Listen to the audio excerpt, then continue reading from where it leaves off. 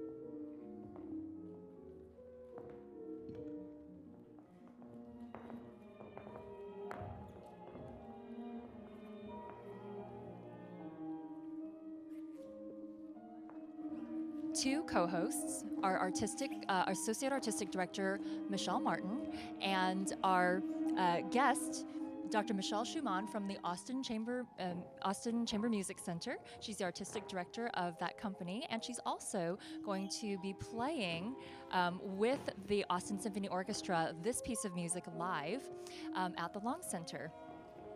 So I want to talk first a little bit about the music. So Michelle, when music is the inspiration for a ballet, how does it affect the creative process of making the dance? One of the great things about music is just this collaboration, and when we're collaborating with other artists, it just brings so many artistic sensibilities alive. So putting together the music together with dance just invigorates that whole process. And for me, it's actually so wonderful being in this rehearsal right now, because it's just inspirational to see how the choreography is designed around the music. Stephen is such an incredibly musical choreographer, and he knows the music so well, so you can just see the sparkle and the life in the music and how it's portrayed in the choreography. And for me as a pianist, I love playing for dancers because I love to be kind of visually inspired the whole time while I'm playing too. So to just look up and see this incredible artistry just kind of ups the ante for me as a pianist as well. That's incredible. Thank you. I loved hearing that. It's actually something you and I, Michelle Martin, have talked about before as well. Well, it's interesting because just kind of watching Dr. Schumann talk and watching her face and the way the kind of the energy that grows there is very similar to what dancers feel when they, particularly when they work with live music. When we rehearse every day, we have recorded music, and right now the dancers are rehearsing to a recording. But often as we can, we use live music, and so the dancers, as they work, they get used to the tempi of the recording, they get used to the pauses that are between certain sections, which is helpful in terms of rehearsal because it helps them build consistency. But when we get with live music, because they're live musicians, All bets are off. well, and each time is a little bit different, which it sounds like it might be frustrating, but it's really within a range. I mean, you can go a little too far. But for the most part, what it does is it reconnects the dancers to the music. And also, particularly when they're working with an orchestra, depending upon where you are on the stage, the musicians are right there. You'll hear different melodies that as a dancer, I just remember when we would stand on stage and hearing a different melody line than I'd heard, and how that just enhances the energy you bring to the movement. And it's the same, it's a way, I think, of the audience and the dancers connecting over an experience that they're sharing, because we both are having that experience of the live music right there between us. I think, too, for musicians, it's so exciting because as musicians, we expect that people are listening, our audience members are listening to us, but we know that these dancers are counting on us to be able to hear exactly what they need to hear in the way they need to hear it as well. And so there's this kind of symbiotic thing that happens. Exactly. I know when I'm playing, when I'm playing by myself, I take care of myself and my audience. But when I'm playing with dancers, I know that I have to take care of them too. And so there's just this feeling of wanting to play at the highest artistic level while really being a solid support in that as well. That's wonderful. That's wonderful. It's interesting because, you know, you're a piano soloist in this piece, and we have a dance soloist on the stage, and so there is this relationship between not only you and all the dancers, but specifically you and that soloist. You're two soloists collaborating together and playing with this piece of music together. You know, it's really neat. Well, and when it's working at its best, you actually feel like you've got this mind meld going on, Right. and that you're responding to each other Yes. in that really beautiful way. Yes, yes. And I know I've spoken to Oren, and she's so excited to dance with you playing the music. Yeah, we've had a lot of fun. Yes.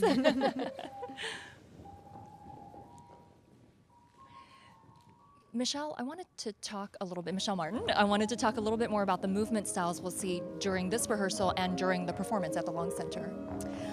Well, this program at the Long Center is a really good way to sort of look and sort of contrast several different movement styles. You know, when we talk about movement style, we're really just talking about choices that a choreographer makes in terms of the shapes that the choreographer wants to use Good. as part of the dance. So we're going to listen to a little bit of Stephen's commentary to the I think dancers in the end, about the the piece. need to say this. When, how is it that you prepare for the very, very end?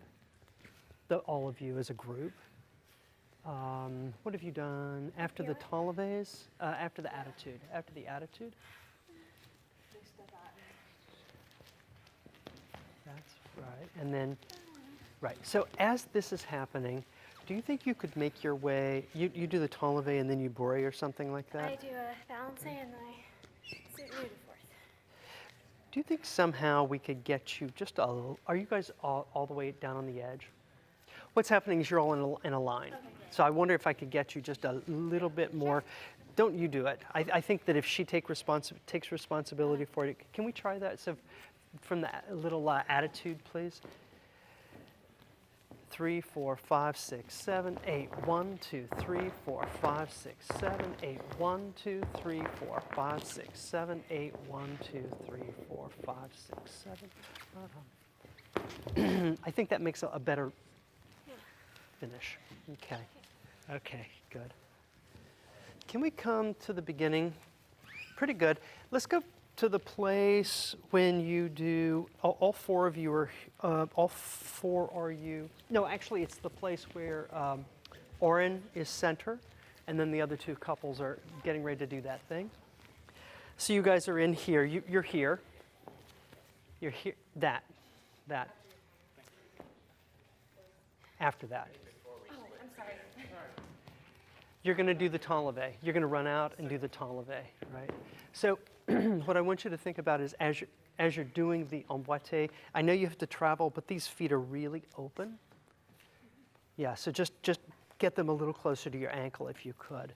What do I need to give Michelle Martin, Stephen is sort of indicating 5, a 6, specific 7, 8. line of the body to Preston right now. 5, You want to talk a 6, little bit more 7, about, 8, you were 9, speaking 10, about 11, neoclassical 3, 4, movement 5, style? 6, Well, 7, so 8, 1, this 2, program in 3, 4, particular 5, is a 6. really Yeah, great yeah. way to sort Because of as you're traveling, get I a know sense you have to travel in of stage, a but it neoclassical is style tremendous. and a contemporary ballet style. And we tend to, we have names for movement styles, and we talk a lot about sort of the categories that a particular work would fall into. And, I think that what's kind of more important is sort of how movement, different ways of moving relate to one another. The choices that a choreographer makes as to what kinds of steps and what vocabulary they're going to use have to do with what the choreographer wants to express through that, and what movement they feel matches the focus of their work. But they are sort of related in the way that colors are related on a spectrum, that you can't really see definitively where one color ends and the next begins, but you can sense over time that there's been a shift. And so for classical ballet, very pure classical ballet, all of the lines of the body are very straight. They're very linear. It's all about being balanced and being in control, and the positions tend to be symmetrical. This work, I would say, is closely influenced by the neoclassical style, which basically just means new classical, which can come as a reference sort of to when George Balanchine started to make work. And in the neoclassical style, pure classical form is disrupted a little bit. So the straight up and down balance that the dancers try to achieve in a classical line is knocked off kilter a little bit. You can see the gentlemen when they're dancing, when they're jumping, their bodies are leaning to the side. In classical ballet, that wouldn't happen. That line would not exist. It started as a classical ballet line, and it got pushed by the way in which they move their hips. I think the interesting thing about that is how it changes the dynamic of the movement. So the goal with classical ballet is control and balance. With neoclassical, you're testing, you're risking a little bit. And so there are these breathtaking moments where dancers are suspended on point and they move their hips just a little bit, and it gives this off-angle look. And then the force that comes from that changes the expansiveness and the dynamic of the movement. Great. And you can definitely see that in this movement, when you compare it to something like what you've seen in, we just did Cinderella, we're about to do Nutcracker in December, but you can see the change in the angle of the lines. Exactly. And it changes the momentum of the dancers as well. Exactly, right, and it changes the dynamic and the energy of the work as well. Another thing that really contributes to the energy is the music, which is a gorgeous, flirty piece by Mozart, Piano Concerto number 12. Well, you can tell us, Dr. Schumann, much better than I. Right. Well, this is Mozart's Piano Concerto in A major, Crystal 414, and I like the way that you said it was kind of flirty, because when he wrote it, he had just moved to Vienna, and this piece, along with two other piano concertos, were kind of his calling card, and so he brought them out in performance, and he also made a version of it for full orchestra and also for string quartet and piano. So he could play smaller concerts or bigger concerts, and it's the way he kind of introduced himself to the people in Vienna. So I think that's the reason why it is flirty, because he was flirting. He was flirting with audiences, and it has such a bright quality to it. It's very inviting. It's a super cheerful piece of Mozart's, and it has these virtuoso kind of flourishes. So it's a ton of fun to play, and it's so wonderful, I think, to dance to it too. Mozart didn't write any music specifically for dance or for ballet, but all of his music has this feeling of kind of a sense of lift and an up feeling. I mean, that dancers talk about this all the time, but in music we have downbeats, but the music itself is always feeling up. So even though we have downbeats, there's this feeling of wah, bah, bah, and that's throughout the Mozart too. And I think it lends itself so beautifully to dance as well. I mean, I have a 3-year-old daughter, and when I play Mozart, she dances like all the time, and she just has this sense, and so I think it's just we feel that sense from Mozart's music as well. Yes, absolutely. And, speaking about the impact of the music, Michelle, this entire repertoire, all three pieces that we're doing from this piece, Wolftanzt, to Liminal Glam, which we'll see in a few moments, to Dvorak's Serenade by Lar Lubovitch, the legendary Lar Lubovitch, they're all based on the impact of the music. And, the music, instead of a storyline, anchors these ballets. Did you want to talk a little bit about how it's different when music anchors a ballet rather than a storyline anchoring a ballet? Well, I think that music is always really an important part of dance, or often it can be. There's perfectly interesting dance that's done actually without any sound, but when music is used, it will be central to how the dance is created.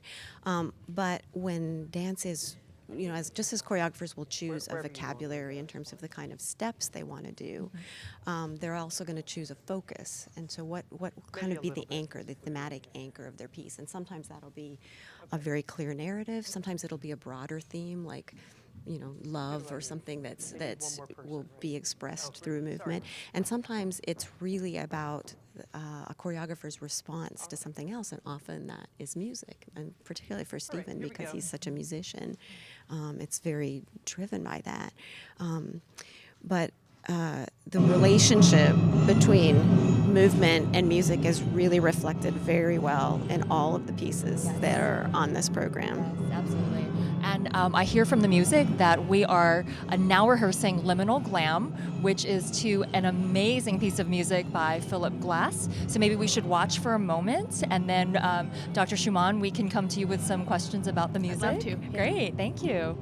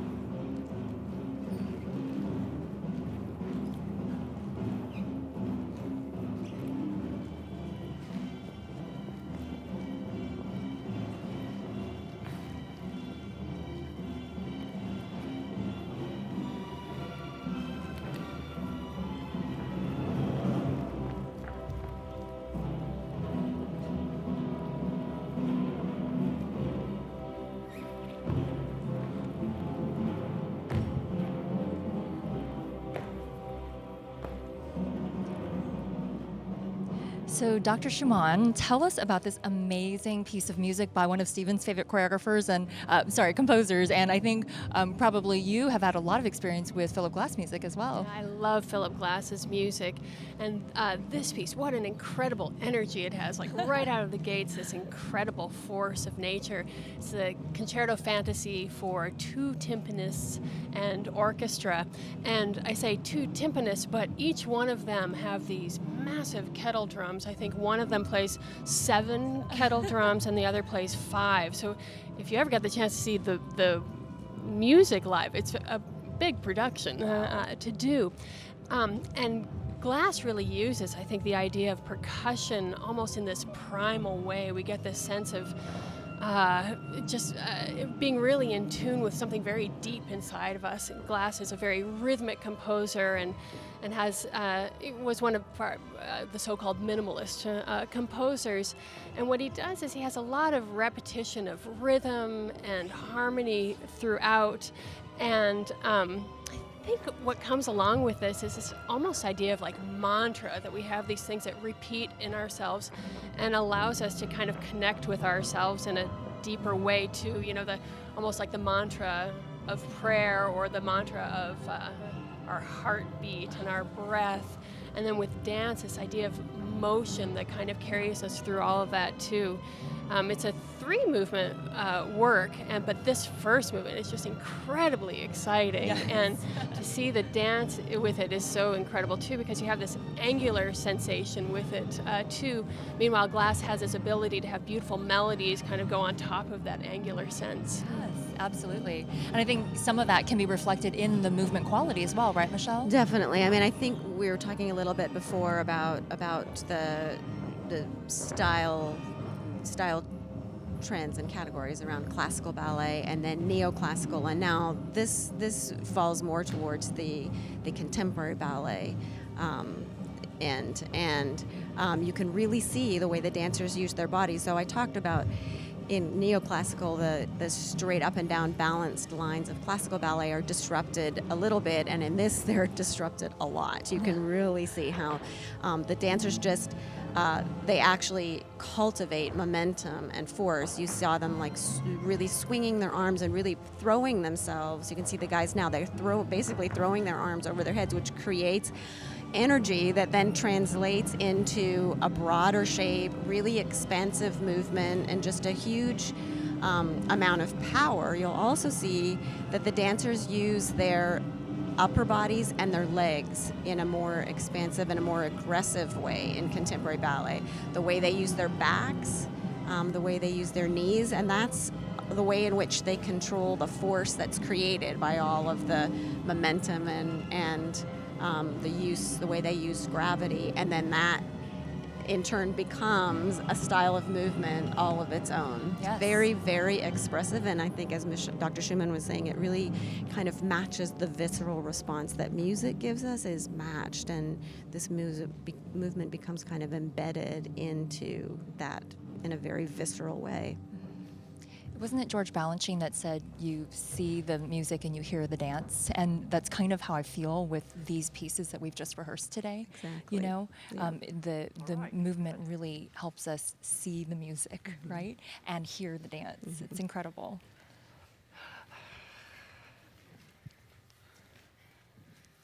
So Stephen's going to give a few notes. Paul, where are you? Like when you guys get to you do, what is that passe thing you do back there? Because you tend to turn a little bit, and I'm not sure. Yeah. You're just doing sauté front, right? Yes. Right. So just when you start to do the soutenu, make sure you don't keep moving. That's right. So it's completely front. It happens a little bit in that you do a passe down here, which is like something like that. Is that on point or is that on flat? Can we make it, it has, because of the angle, a little bit of a, Michelle, will you tell us it's about a little bit the funky. premiere It's not of Liminal Glam? clearly Michelle Martin, will open. you tell us the premiere of Liminal Glam in 2008? So Oh, every so you're time making you like an premiere a attitude. ballet, one of the things I think I love the most about it is that Um, that even though maybe we just- will have been I think it's rehearsing, okay, when a as long as it choreographer's doesn't creating go out. work, you're rehearsing the steps and they're putting together the work for weeks and weeks. But it's still that moment of surprise that we all share with the audience when the curtain goes up on the premiere.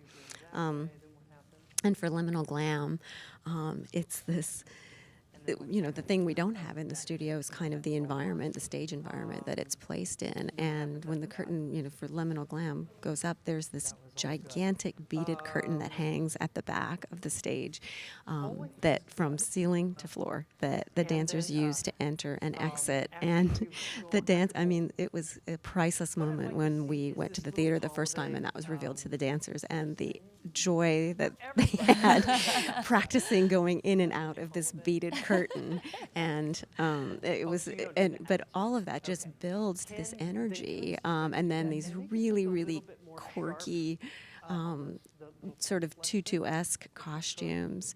Remind me of the Jetsons. Exactly, and bright lights that go actually from the back of the stage out to the audience instead of the other way. They all just add to this incredible ambiance, and it's kind of like a gasp moment when with the driving music and then all of these things just revealed all at once. I pretty much, I mean, personally, once we had completed this first premiere, I pretty much knew this was going to become a signature piece for Ballet Austin, and so we did it. We presented it again when we did the Glass project in 2014, and then I was not surprised at all when Stephen chose it to be one of the pieces that we would take to China. Yes, as a representation of American ballet and his work. Absolutely. Yes, absolutely, yes. yeah. And so speaking about China, you know, this is the first time we're being presented there. Can you speak to the significance of that? Well, it's very significant. First of all, as Stephen said, you know, it's a month-long tour that encompasses 16 performances in 15 cities. So you could do the math and realize that that's Strenuous. a lot of one-night stands, a lot of travel. Yes. But it's what's I think really exciting is that we are being presented often when companies do major international tours. The onus on raising the funds and getting themselves there is on the company. Yes. But we were invited to go, and we're being presented for the entire 31-day tour, which is means that they have hired us to go. exactly. And there's they no saw something in Stephen's work and in Ballet Austin that they wanted to bring to their country, and we are very honored to be those people. Yes, absolutely. It's going to be challenging being on tour for that long. It will be challenging. Yes, I can definitely remember back to my touring days, and it's definitely a challenge. You both have probably toured a lot, and yeah.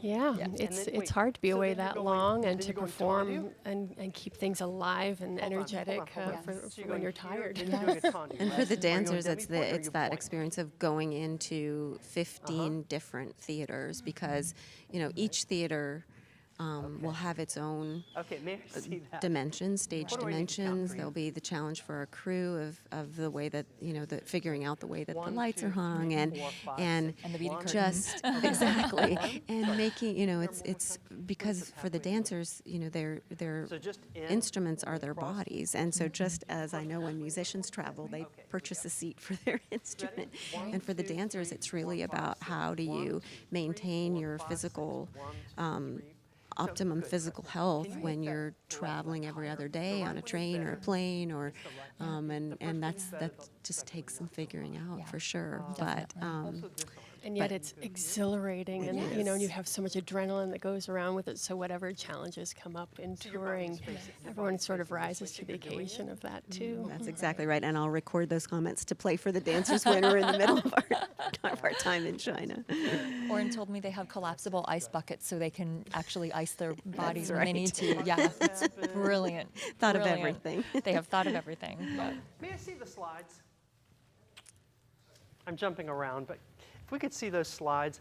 Slides are a You really have big part of this ballet before, piece. right? They are, and the act real of ballet, sliding. or is it That really sort of like a plays shot? with the idea of classical ballet of being right on balance, and now to be on to slide, you have to put yourself in a very precarious place on your point shoe, but it adds in a really unusual element Yeah. to the movement. Yeah, absolutely. Yeah, I've never seen a slide done in the Nutcracker. You would not see that. It's definitely an element of contemporary 5, 2, dance. 3. Sorry.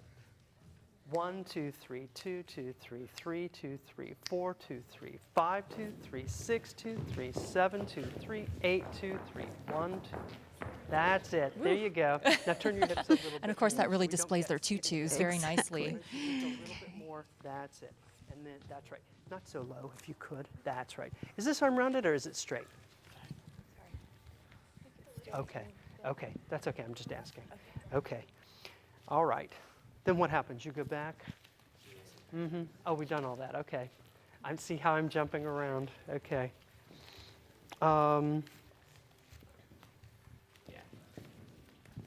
Oh, can we go to the? Can you place yourselves for this? The first pivot. So where we are right now in this process, Yeah.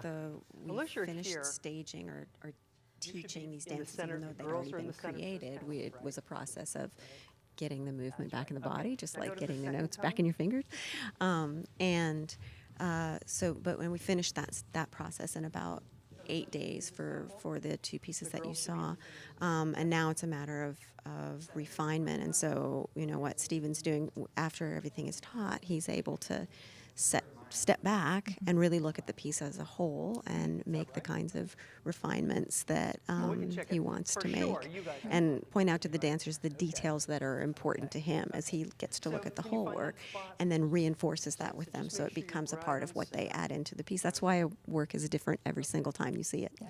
So can we go just from... Well, it's been so wonderful to speak with both of you, my co-hosts, the two Michelles, here at our very first Ballet Austin Live of the season. Stephen is going to continue working with our dancers in rehearsal. The show opens at the Long Center next Friday. It runs Friday the 23rd, Saturday the 24th, and Sunday the 25th. You can get tickets at balletAustin.org or at the box office at the Long Center just before the show opens. If you want to be in the know before the show, you can visit our website, our Facebook page, or come to our Balletomania Interactive Discovery Lounge at the theater before the performance. Thank you so much. Again, I'm Payson Brown, and we look forward to seeing you at the ballet. Go to the Arabesque.